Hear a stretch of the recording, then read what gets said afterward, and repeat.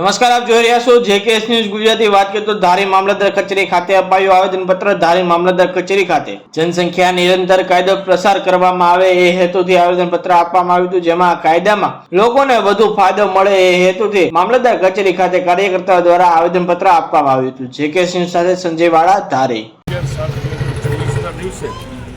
ધારીના સુગનો બુદ્ધ નાગરિકો આજ મામલતદાર સાહેબ શ્રી ધારીને રૂબરૂ મળી આવેદન પાઠવીએ છીએ કે ભારતની અંદર સાંપ્રત સમયમાં એ દરેક રીતે પુષ્કળ જે વસ્તીમાં વધારો થાય છે એ હિસાબે આજ બધા માણસોને જીવન જરૂરિયાતની ચીજો એમાં ભાવ વધારા, ખાદ્ય પદાર્થોમાં ભેળસેળ પ્લસ રહેવા માટેની સુવિધાઓ, આ બધી વસ્તુમાં બહુ તકલીફો દિવસે દિવસે વધતી જાય છે અને કોર્ટોની અંદર ભીડ થાય છે, રોડની અંદર કોઈ સેફટી નથી બનતી।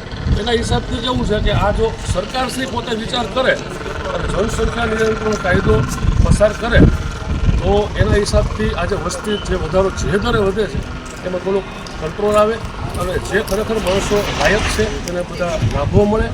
એટલે આજરોજ અમે બધા ધારીના નાગરિકો ભેગા થઈ મામલતદાર સાહેબ શ્રી ધારીને વિનંતી એટલે કે આવેદનના સ્વરૂપમાં આપીએ છીએ કે આપ સાહેબ શ્રી સરકાર સુધી અમારો અવાજ પહોંચાડો અને જનસંખ્યા નિયંત્રણ કાયદો પસાર કરો।